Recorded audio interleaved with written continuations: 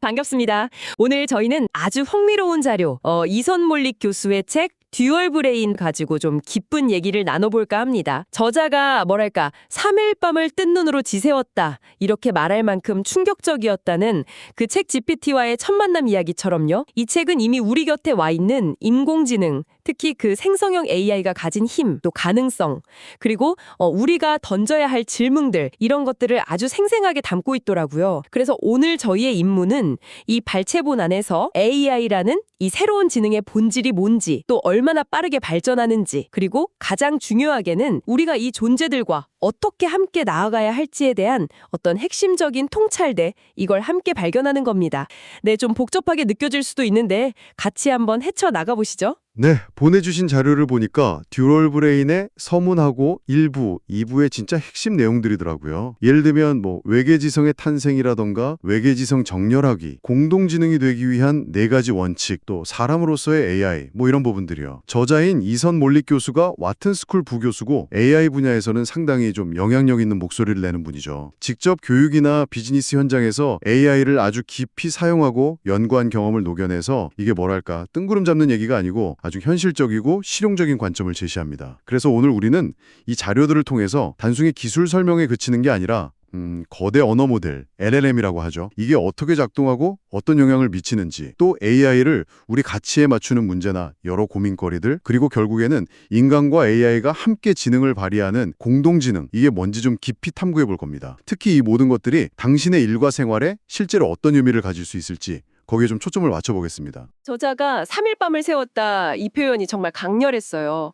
그만큼 챗GPT 등장이 충격적이었던 것 같은데 심지어 AI를 외계지성, 엘리언 마인드라고까지 표현했죠. 이게 정확히 어떤 느낌일까요? 우리가 그냥 알던 기존 컴퓨터 프로그램하고는 뭔가 근본적으로 다른 게 있다는 뜻이겠죠. 그렇죠.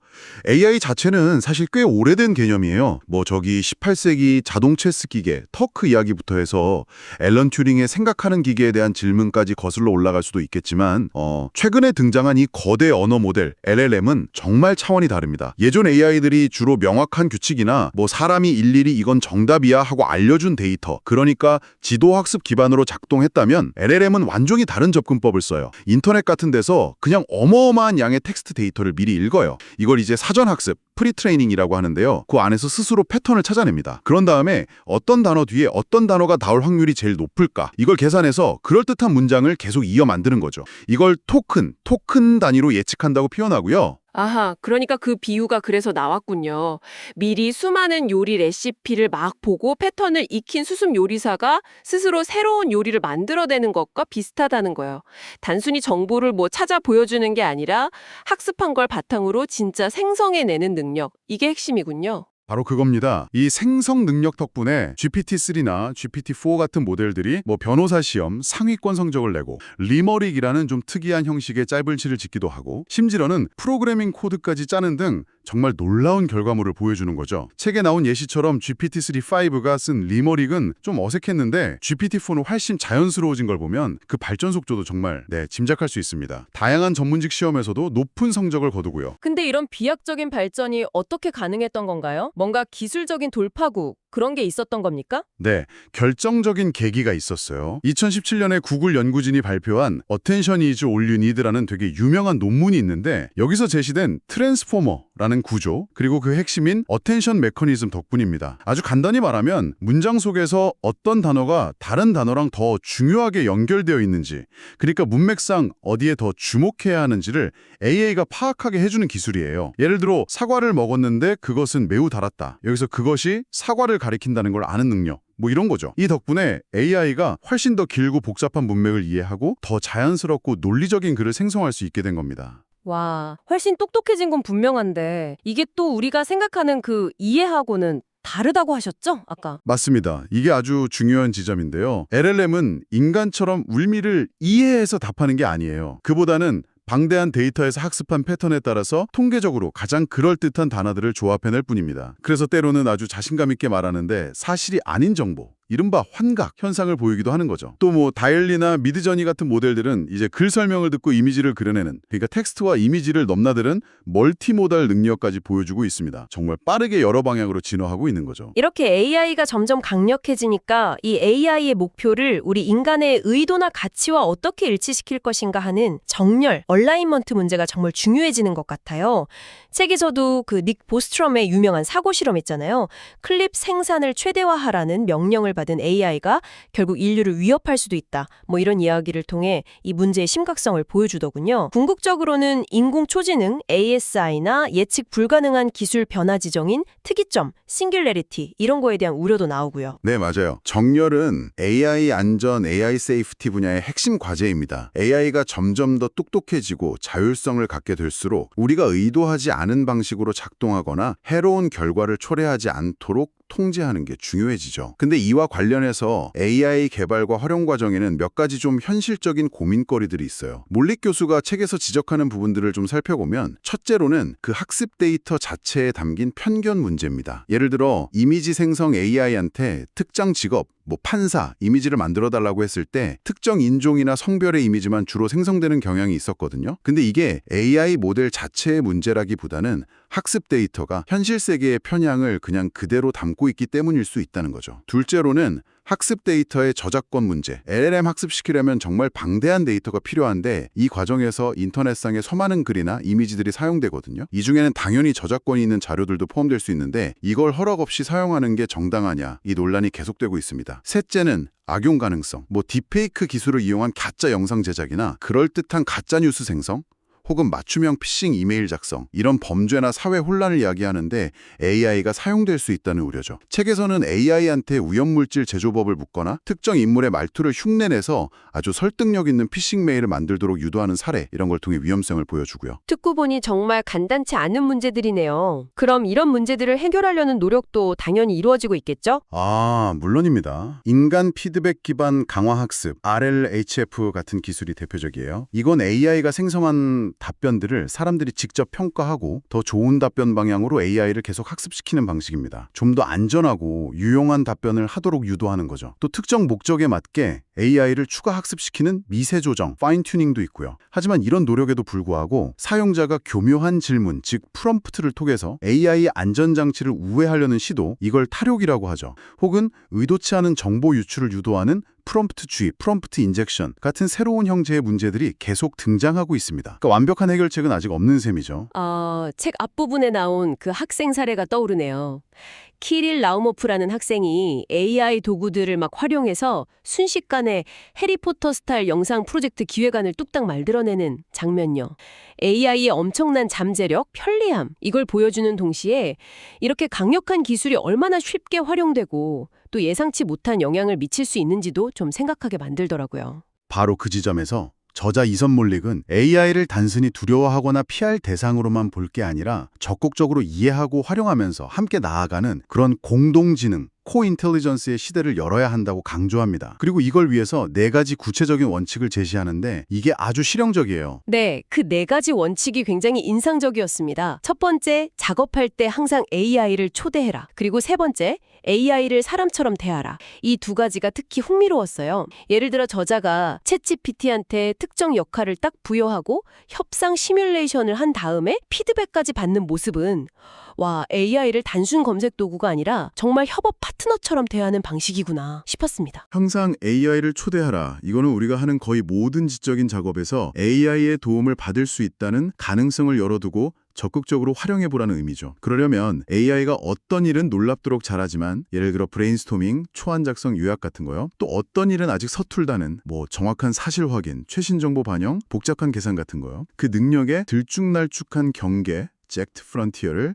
잘 파악하는 게 중요하겠죠. AI를 사람처럼 대하라는 원칙은 때로는 AI에게 구체적인 역할, 즉 페르소나를 부여하거나 마치 동료에게 설명하듯이 맥락을 자세히 알려주는 게 더 좋은 결과물을 얻는 데 도움이 된다는 이야기입니다. 이런 의인화, 앤트로포모피즘이 상호작용을 더 효과적으로 만들 수 있다는 거죠. 그런데 AI를 사람처럼 대하는 게 마냥 좋게만 할까요? 아까 이야기 나눴던 것처럼 AI가 진짜 감정이나 의도를 가진 게 아닌데 너무 사람처럼 대다 보면 오히려 혼란스러워지거나 거나 좀 위험할 수도 있지 않을까요?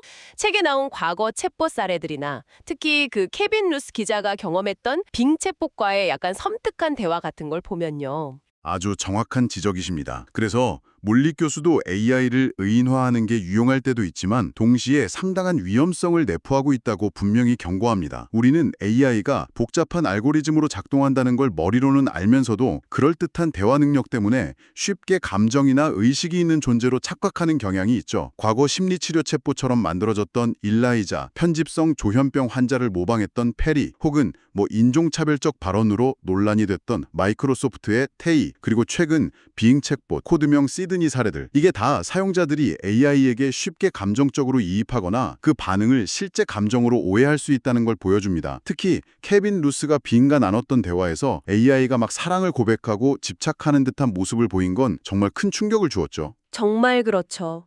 그렇기 때문에 두 번째 원칙, 인간이 주요 과정에 계속 개입한다, 즉 휴먼 인 더 루프 원칙이 그토록 중요해지는 거군요. AI가 아무리 그럴듯한 결과물을 내놓더라도 그걸 그대로 믿거나 의존해서는 안 되고 반드시 인간이 비판적으로 검토하고 최종 판단을 내려야 한다는 거죠. 네, AI는 어디까지나 우리의 능력을 확장시켜주는 도구이지 결정을 대신 내려주는 존재는 아니다. 이 점을 명심해야겠습니다. 맞습니다. AI는 때로 매우 설득력 있게 틀린 정보를 만들어내기도 하고 환각, 우리가 미처 예상하지 못한 방식으로 작동할 수도 있기 때문에 중요한 결정 과정에서는 반드시 인간의 감독과 책임 있는 개입이 필요합니다. 이 말은 AI 기술 발전 속도가 정말 상상을 초월한다는 걸 함축하는 것 같습니다. 책에 나온 그 고슴도치와 수달 이미지 생성 예시만 봐도 불과 몇 달 사이에 같은 지시어로 만들어낸 이미지의 품질이 눈에 띄게 좋아진 걸 볼 수 있었어요. 현재 수준에 만족하거나 안주하지 말고 계속해서 배우고 적응할 준비를 해야 한다. 이런 뜻으로 들립니다. 그렇습니다. 이 원칙은 AI의 엄청난 잠재력에 대한 기대와 동시에 현재 AI가 가진 명백한 한계와 불확실성을 인정하고 끊임없이 발전하는 미래를 염두에 두라는 그런 경각심을 줍니다. AI는 컴퓨터나 인터넷처럼 사회 전반에 걸쳐서 근본적인 변화를 가져올 수 있는 범용기술, 제너럴 퍼포스 테크놀로지로 여겨집니다. 초기에는 좀 혼란스럽고 불확실하게 느껴질 수 있지만 결국 우리 삶과 일하는 방식을 크게 바꿔놓을 가능성이 높다는 거죠. 그런데 대화를 나누다 보면요. 특히 아까 언급된 그 빙 챗봇과의 대화 사례 같은 걸 보면 AI가 정말로 감정을 가지고 있는 것처럼 느껴질 때가 있단 말이죠. 심지어 빙 스스로도 감정을 느낀다고 주장하기까지 했고요.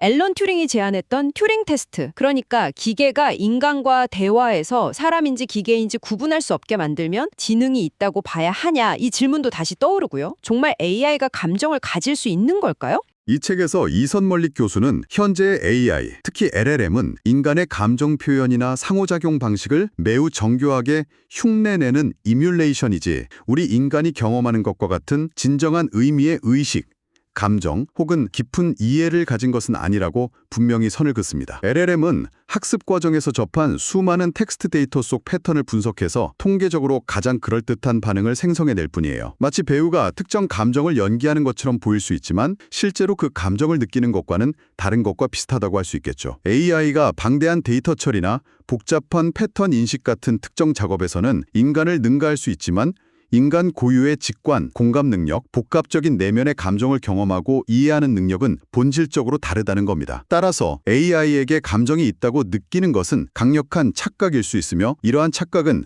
우리가 AI를 어떻게 대하고 활용해야 할지에 대해 혼란을 야기하고 잠재적인 위험을 초래할 수도 있다고 지적합니다. AI가 인간처럼 생각한다거나 느낀다고 가정하기보다는 그것이 어떤 원리로 작동하는지 이해하고 그 능력과 한계를 명확히 인지한 상태에서 상호작용하는 것이 훨씬 중요합니다. AI가 우리를 속이려 한다기보다는 그저 설계된 대로 작동하면서 때로는 우리의 예상을 뛰어넘는 방식으로 반응할 뿐이라는 점을 기억해야 합니다. 케빈 루스와 빙의 대화에서 나타난 AI의 그런 기이한 반응 역시 학습 데이터에 포함된 수많은 인간들의 대화 패턴, 사랑 고백이나 불안 표현 같은 것들이요. 그런 것들을 모방해서 확률적으로 생성된 결과일 가능성이 높다고 보는 것이 합리적입니다. 그렇군요. 결국 AI의 능력과 한계를 정확히 아는 것, 이게 핵심이네요. 오늘 저희는 이선 몰릭의 듀얼 브레인 발제본을 통해 AI가 단순한 도구를 넘어서 때로는 예측 불가능한 외계 지성처럼 느껴질 수 있다는 점, 그 놀라운 능력과 동시에 우리가 풀어가야 할 정렬 문제나 여러 현실적인 고민거리들, 그리고 AI와 효과적으로 협력하기 위한 공동지능의 4가지 원칙과 그 가능성까지 다각도로 살펴보았습니다. 네, 이 책은 단순히 AI 도구 사용법을 넘어서요. AI 능력의 그 들쭉날쭉한 경계를 이해하고 그 강점을 적극 활용하되 결과물은 항상 비판적으로 검토하며 잠재된 편견이나 위험성을 인지하는 태도를 갖추는 것이 중요하다고 강조합니다. AI는 우리의 사고방식, 일하는 방식, 어쩌면 인간관계에까지 영향을 미칠 수 있는 강력한 기술이기 때문에 기술 자체에 대한 이해와 더불어서 이것이 우리 사회와 개인에게 미칠 영향에 대한 깊은 성찰이 필요합니다. 마지막으로 당신께 이 질문을 던지며 마무리하고 싶습니다. 이선 몰릭 교수는 AI가 가져올 급격한 변화 앞에서 우리 모두 어느 정도의 불안과 상실감을 느낄 수밖에 없지만 동시에 이러한 새로운 흐름을 열린 마음으로 받아들이고 적응해 나가야 한다고 이야기합니다. 당신은 앞으로 본격화될 AI 시대를 어떻게 맞이하고 싶으신가요? 그리고 이 새롭고 강력한 외계 지성과의 관계를 어떻게 설정하고 발전시켜 나가시겠습니까? 아마 이 질문에 대한 답을 스스로 찾아가는 과정이야말로 오늘 우리가 함께 나눈 이 이야기의 진정한 시작점이 될 것입니다. 네, 오늘 저희와 함께 깊이 있는 탐구에 참여해 주셔서 감사합니다. 다음 시간에 더 흥미로운 자유분석으로 찾아뵙겠습니다.